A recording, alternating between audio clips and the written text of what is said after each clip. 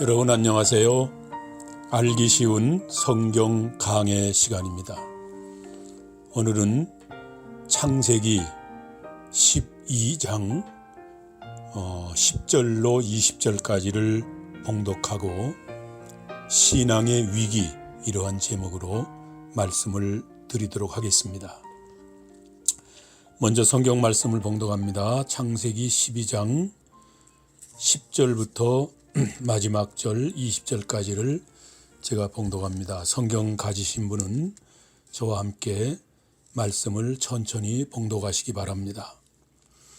그 땅에 기근이 들었으므로 아브라함이 애굽에 거류하려고 그리로 내려갔으니 이는 그 땅에 기근이 심하였음이라.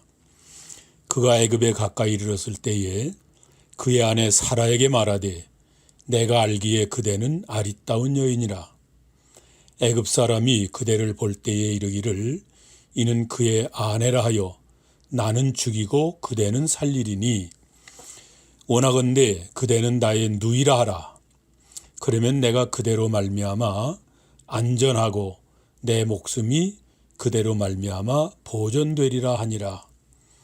아브라함이 애굽에 이르렀을 때에 애굽 사람들이 그 여인의 심히 아리따움을 보았고 바로의 고관들도 그를 보고 바로 앞에서 칭찬하므로 그 여인을 바로의 궁으로 이끌어들인지라. 이에 바로가 그로 말미암아 아브라함을 후대함으로 아브라함이 양과 소와 노비와 암수 나귀와 낙타를 얻었더라. 여호와께서 아브라함의 아내 사레의 일로 바로와 그의 집에 큰 재앙을 내리신지라. 바로가 아브라함을 불러 이르되 네가 어찌하여 나에게 이렇게 행하였느냐? 네가 어찌하여 그를 네 아내라고 내게 말하지 아니하였느냐? 네가 어찌 그를 누이라 하여 내가 그를 데려다가 아내를 삼게 하게 하였느냐? 네 아내가 여기 있으니 이제 데려가라 하고 바로가 사람들에게 그 일을 명하매 그들이 그와 함께 그의 아내와 그의 모든 소유를 보내었더라. 아멘. 20절까지 봉독을 했습니다. 오늘은 본문에서 신앙의 위기, 이런 제목으로 말씀을 드리겠습니다.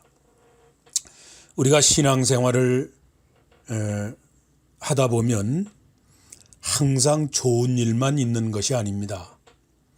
신앙생활을 잘하는 도중에 그만 시험이 들기도 하고 어려운 일을 당할 때도 있는 것입니다.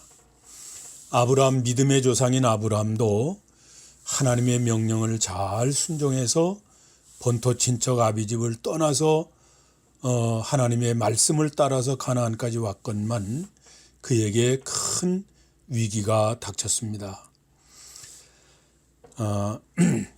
그래서 오늘은 우리가 신앙생활하면서 큰 어려움을 당할 때, 큰 위기를 당할 때 어떻게 그 일을 해결해 나갈 것인가, 또 하나님은 어떻게 그때마다 우리를 바른 길로 인도하시는가에 대해서 자세히 알아보고자 합니다.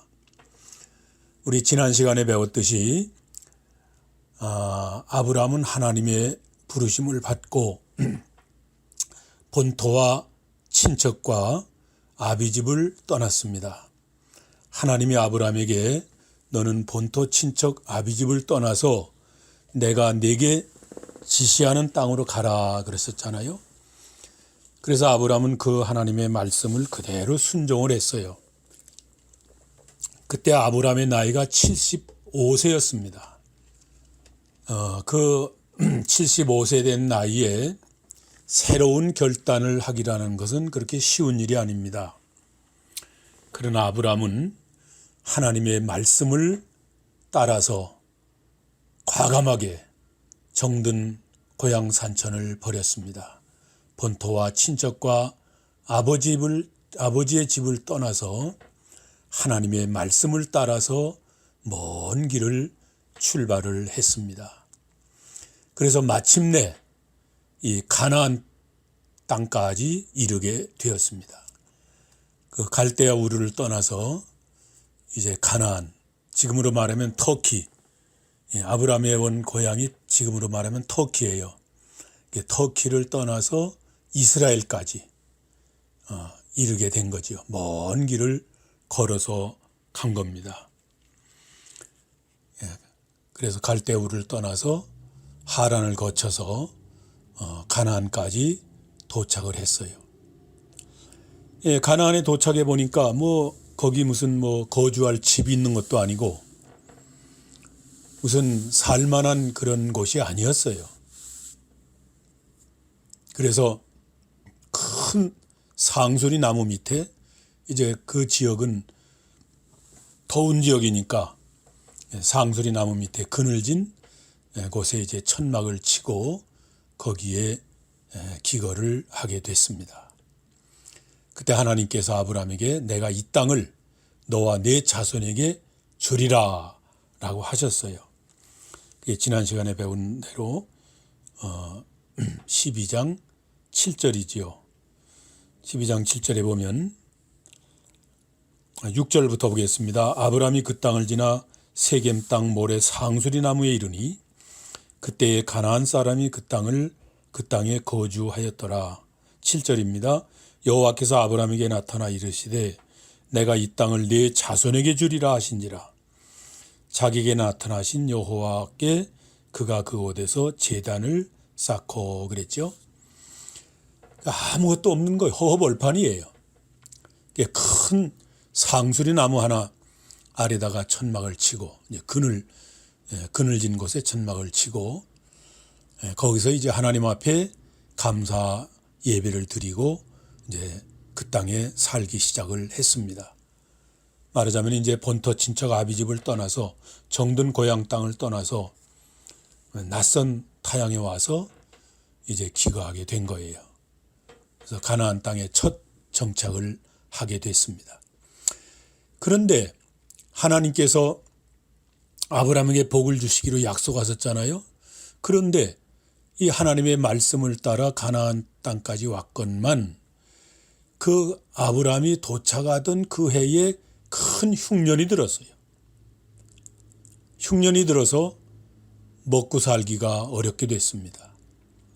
그래서 매우 궁핍하게 됐어요. 사람은 누구나 생활이 어려워지고 먹을 것이 없게 되면 별 수 없어요. 마음이 약해지는 거예요.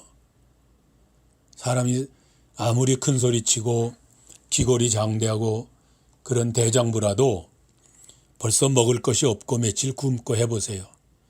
그러면 사람이 약해져요. 약해지고 비겁해집니다. 그게 연약한 인간이에요. 그래서 오늘 10절에 보면 그 땅에 기근이 있으므로 라고 했어요. 그 땅에 기근이 들었으므로. 우리가 아까도 말했지만 우리가 신앙생활을 하다 보면 때로는 이렇게 어려움이 올 때가 있습니다. 여기 아브라함이 가나안 땅에 도착했을 때에 그 해에 큰 흉년이 들어서 그 땅에 기근이 들었다고 그랬어요. 이것은 육신적으로 물론 기근을 말하지만 우리 신앙적으로 생각하면 신앙의 기근, 영적인 위기를 나타내는 것입니다. 이렇게 신앙의 기근이 오고 영적인 위기가 왔을 때에 우리는 어떻게 할 것인가 하는 것을 본문이 가르쳐주고 있습니다. 여러분, 우리가 신앙생활 하다가 어려운 위기가 왔을 때에 첫째로 할 것은 흔들리지 말아야 돼요. 더욱더 하나님을 굳게 의지해야 됩니다. 그렇지 않으면 마음이 흔들리게 되고 자기도 모르는 사이에 하나님을 잊어버리게 돼요. 그리고 자꾸 자기 생각대로 판단하게 됩니다. 이스라엘 백성들이 애굽을 출발해서 가나안으로 갈 때도 그랬어요. 하나님께서 친히 그들을 인도해 주셨지만은 항상 평탄한 길만 있었던 것은 아니었습니다. 이스라엘 백성들이 애굽에서 종살이하다가 하나님의 보내신 선지자 모세 인도를 받아서 하나님이 낮에는 구름 기둥으로 밤에는 불 기둥으로 그들을 인도하셨어요. 그리고 배가 고프면 만나를 하늘에서 내려 주셨고 반석에서 생수를 나게 해서 그들을 해가를 시켰고, 그렇게 하나님이 인도를 따라서 한 발 한 발 가나안을 향해 가는 도중에 좋은 일만 있어야 되잖아요. 하나님이 인도를 받으니까. 또 하나님의 말씀을 따라갔어요. 그런데 그들 앞에는 험산 줄령이 가로막았고 어려움이 왔습니다. 홍해가 가로막았고 때로는 마실 물이 없어서 목이 말랐고 먹을 양식이 없어서 굶주릴 때도 많았습니다. 그러한 위기가 있을 때마다 그들은 하나님을 잊어버렸어요. 그리고 인도자 모세를 원망하고 불평했습니다. 왜 우리를 이곳까지 이끌고 와서 이렇게 굶주리게 하느냐고 모세를 원망하고 불평했어요. 그래서 결국은 그들은 애굽에서 나온 그들은 가나안에 들어가지 못했어요. 그때 애굽에서 나올 때 숫자에 들지 않았던 어린 애기, 또 광야에서 나왔던 어린 애기들이 자라서 그들이 가나안에 들어갔지 1차적으로 애굽에서 나왔던 그들은 못 들어갔습니다. 여호수아 갈렙 외에는 아무도 못 들어갔어요. 이렇게 신앙의 위기가 왔을 때 더욱더 하나님을 의지하지 않고 하나님을 잊어버리고 원망하고 낙심하게 되면 자기도 모르는 사이에 마귀의 시험이 들어서 타락하게 되는 것입니다. 믿음의 조상 아브라함도 기근을 당하자 마음이 흔들렸어요. 그래서 하나님을 의지하지 아니하고 자기의 지혜로 살아보려고 애굽으로 내려가게 되었던 것입니다. 그래서 10절에 보면 그 땅에 기근이 들었으므로 아브라함이 애굽에 거류하려고 그리로 내려갔으니 라고 했습니다. 하나님을 의지하고 지금까지 왔잖아요. 그러면 하나님 앞에 엎드려야죠. 하나님 말씀 따라서 여기까지 왔는데 이제 흉년이 들어서 먹을 것이 없습니다. 하나님 어떻게 하면 되겠습니까? 더 하나님을 의지하고 매달려야 되는데 가만히 보니까 저 멀리 보이는 애굽 땅에는 거기는 넉넉한 것 같단 말이에요. 거기 가면 살 것 같거든요. 그러니까 하나님 앞에 기도해보지도 않고 무조건 애굽으로 가자. 애굽으로 가면 살 것 같다.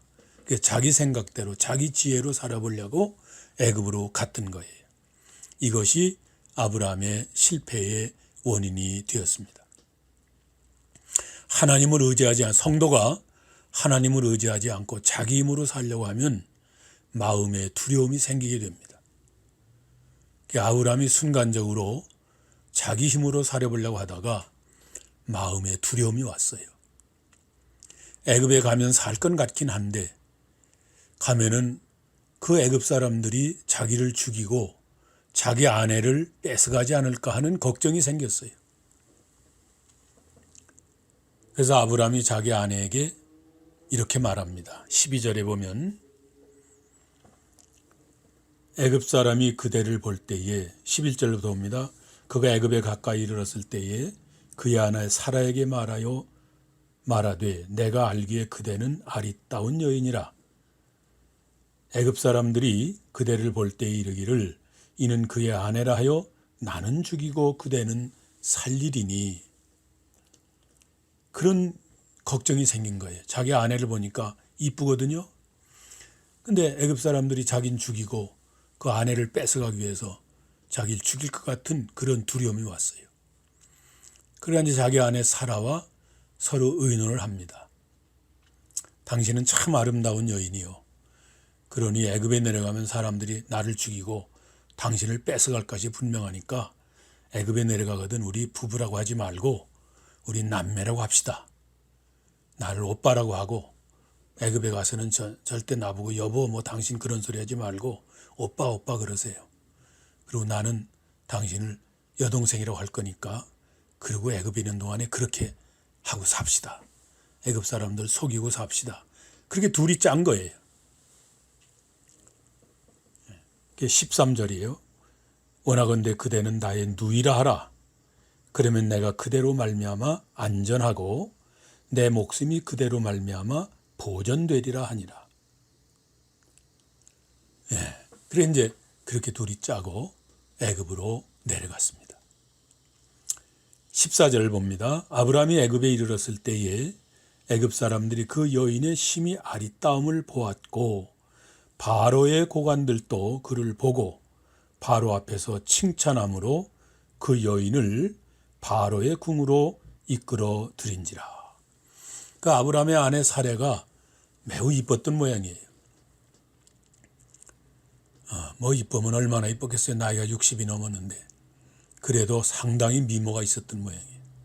그러니까 애굽 사람들이 저 어디서 온 남매가 있는데 그 여동생이 아주 이뻐요.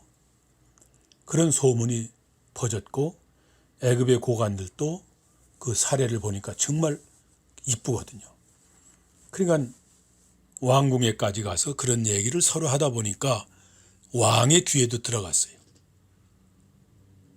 자네들 무슨 말 하는가? 왕이 그러니까 아유 어디서 그 나그네 그 남매가 왔는데요. 아주 그 여동생이 미모가 출중합니다. 그렇게 애굽 왕에게 말한 거예요. 그게 애굽 왕이 그래? 그거 한번 데려와 보라고. 한번 데려와 보라고 그래. 그래서 이제 고관들이 아브람과 아브람의 아내 사레를 애굽 궁궐로 데리고 갔습니다. 애굽 왕 바로가 보니까 정말 이쁘거든요.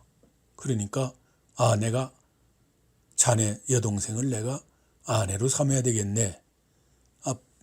아브람에게 그러는 거예요. 자네 여동생이 아주 인물이 출중한데 내가 아내로 삼을 거니까 자네 그리 알게.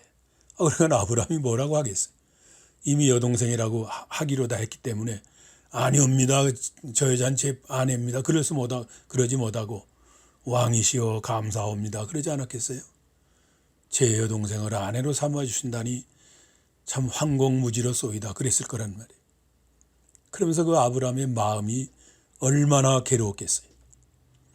그리고 바로 왕은 이 아브라함의 아내 사레를 궁으로 데려오게 하고 자기 아내를 삼기로 하고 아브라함에게 양과 소와 노비와 암수 나귀와 이런 낙타 이런 걸 많이 주었다고 그랬어요.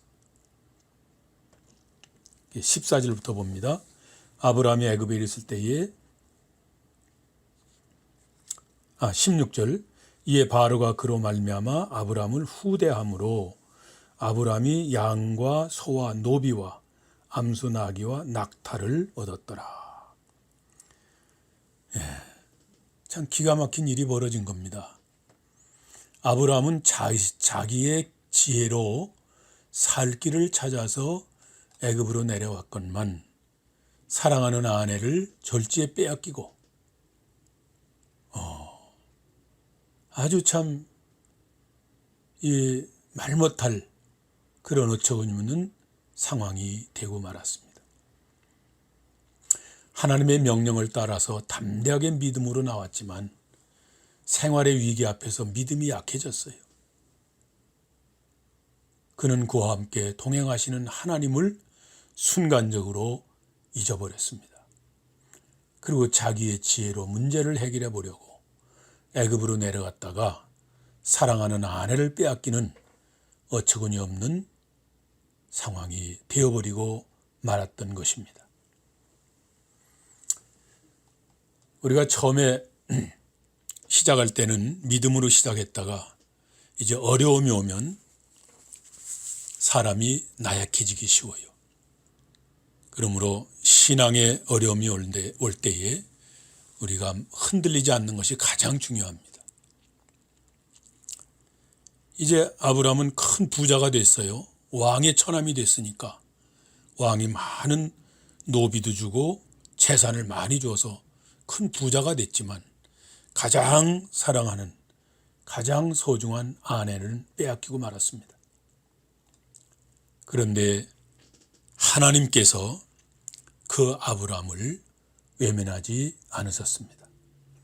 하나님은 우리가 도저히 헤어날 수 없는 그런 절망적인 상태에 있을 때에 찾아오십니다. 오늘 본문 17절에 보면 하나님이 사레의 연고로 그래서 17절 봅니다. 여호와께서 아브라함의 아내 사레의 일로 사레의 연고로 그랬죠. 사레의 일로 바로와 그 집에 큰 재앙을 내리신지라 그랬어요. 아브라함은 믿음이 약해서 실수를 했지만 하나님은 그 아브라함을 버리지 않으셨습니다. 그래서 하나님께서 아브라함의 아내 사레의 연고로 바로와 그 집에 큰 재앙을 내렸다고 했어요. 여기 사레의 연고라고 하는 것을 보면 사레가 하나님께 간절히 기도했던 것을 알 수가 있습니다. 또 아브라함도 얼마나 기도했겠어요.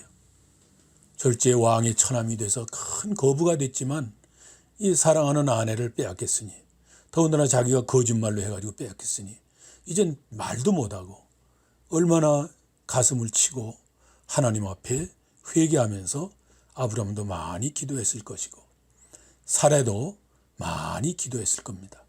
그래서 하나님께서 사레의 연고로 그랬어요. 이 참 기가 막힌 일 아니에요. 그래서 바로의 궁에 하나님이 재앙을 내렸는데 어떤 재앙인가 하는 것은 성경에 자세하게 기록되지는 않았어요. 그러나 우리가 추론할 수는 있죠. 사레가 지금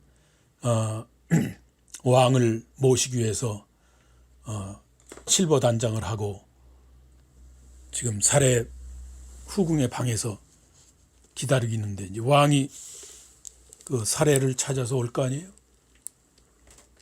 그래서 사레가 많이 기도했을 거예요. 하나님이시여, 저 왕이 이 방에 들어오지 못하도록 막아주시옵소서. 아마 그렇게 기도했을 거예요. 또 아브라함도 그렇게 기도했을 거예요. 하나님이시여, 제가 거짓말로 아내를 여동생이라고 해서 왕에게 뺏겼지만 하나님이시여 불쌍히 여기사 다시 되찾아오게 해주옵소서. 그리고 기도했을 거라는. 그 바로 왕이 그 사레의 방에 들어가려고만 하면 온몸이 쑤시고 아프고 머리가 지끈거리고 죽겠는 거예요. 그래서 사레의 방을 가지 못합니다. 하나님이 그렇게 했을 거라고 믿어져요. 그래서 사레의 연고로 애굽 왕이 재앙을 받았더라 그랬어요. 그래서 애굽 왕이 아무래도 이상하다. 그래서 이제 아브라함을 불렀죠. 너 바른 대로 말해라. 저 여자가 누이 동생이냐? 따졌을 거라는 말. 그 아브라함이 아닙니다. 사실은 제 아내입니다. 제 처입니다. 근데 왜 누이 동생이라고 했느냐? 이 나쁜 사람 같으니라고. 너 때문에 내가 죽을 뻔했잖아. 너 때문에 내가 재앙을 받았잖아. 그러면서 이제 데리고 가라. 내 아내를 데리고 가라. 그런 거예요. 그게 18절이에요. 바로가 아브라함을 불러 이르되 네가 어찌하여 나에게 이렇게 행하였느냐? 네가 어찌하여 그를 네 아내라고 내게 말하지 아니하였느냐? 네가 어찌 그를 누이라 하여 내가 그를 데려다가 아내를 삼게 하였느냐? 네 아내가 여기 있으니 이제 데려가라. 그런 거예요. 그래서 하나님이 해결을 해 주신 거예요.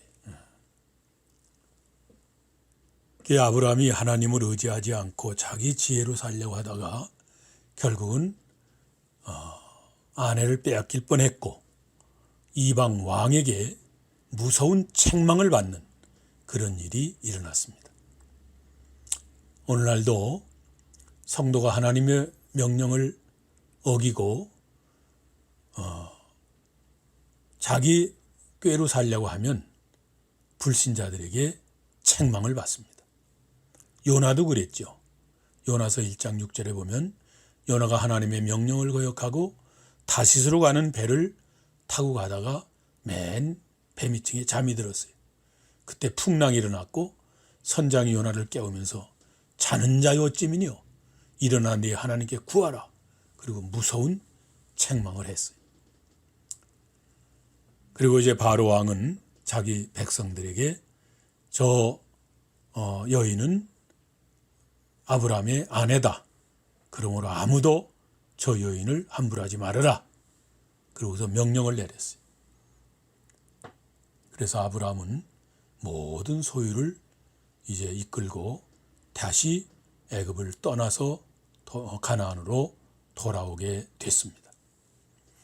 이 사례의 연고로 사라가 얼마나 기도를 많이 했겠어요. 물론 아브라함도 많이 했겠죠. 오늘날도 아내의 기도로 말미암아 남편이 잘 되는 일이 많아요. 믿음 좋은 아내가 참 중요해요.